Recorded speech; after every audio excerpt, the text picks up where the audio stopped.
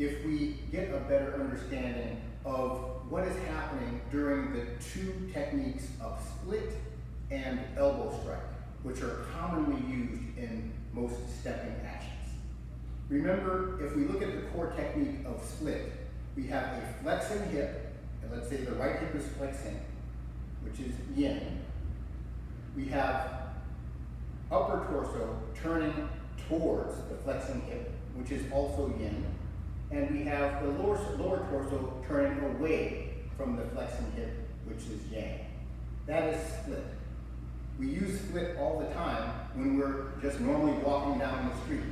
That is split.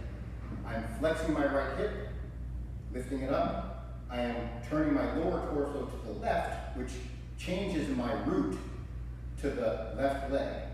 And I'm turning my upper torso towards that flexing hip.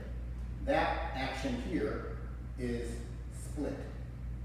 You'll notice that when I do split, it transfers my weight and reaches my left arm forward because of the energy of the rotating left side of the upper torso. When I reach this position, however, I reach a point of equilibrium where the body ceases to move any further. It's not that I stop moving. I am still rotating just as much with my upper torso. I'm still tucking my pelvis and rotating just as much with the lower torso. And I'm still lifting just as much with my right hip, flexing it. But I've reached a point where the equilibrium of these three rotations, acting in unison, bring my body to a stationary position, even though all of those rotations are still ongoing. In order to move to the next position, I need to change something. And what I'm going to change in mini steps is I'm going to change split to elbow strike by turning my upper torso away from the flexing hip. That brings my body to a new point of equilibrium, which you will recognize as the ball carrying position or carry the ball position. Now, my lower torso is turning to the left, rooting my left leg. My upper torso is turning to the left, reaching my right arm across the body, and my right hip is flexing. So I've changed from split to elbow strike in order to make this ball carrying position. Again, split ends here. Elbow strike begins here and ends here. When we practice Tai Chi, one of the essential principles is to move continuously.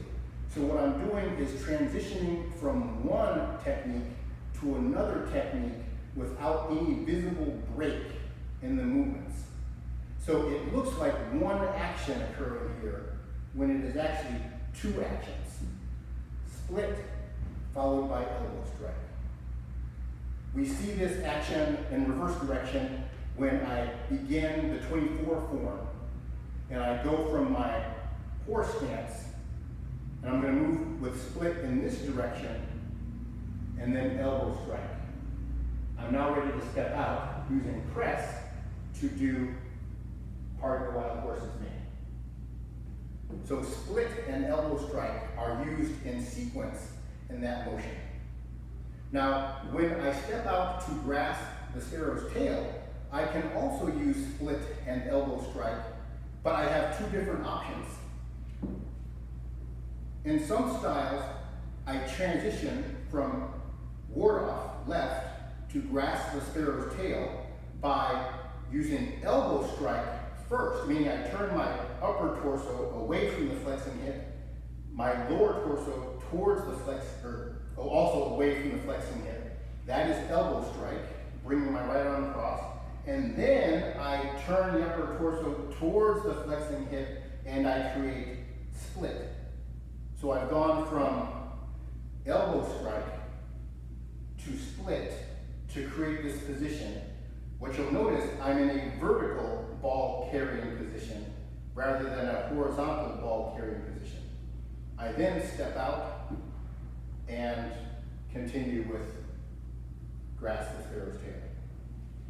On the other hand, can also transition to grasp the sparrow's tail using split first, meaning I'm turning towards the flexing hip, and then second elbow strike, turning away from the flexing hip.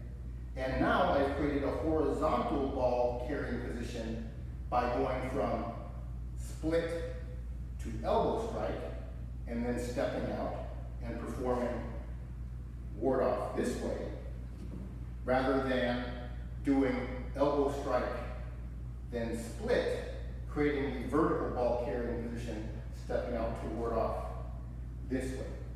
So there are two different examples of the same technique being ward off and grasp the sparrow's tail, being initiated by changing slightly the sequence of the preceding two motions that are used to create the advancing step.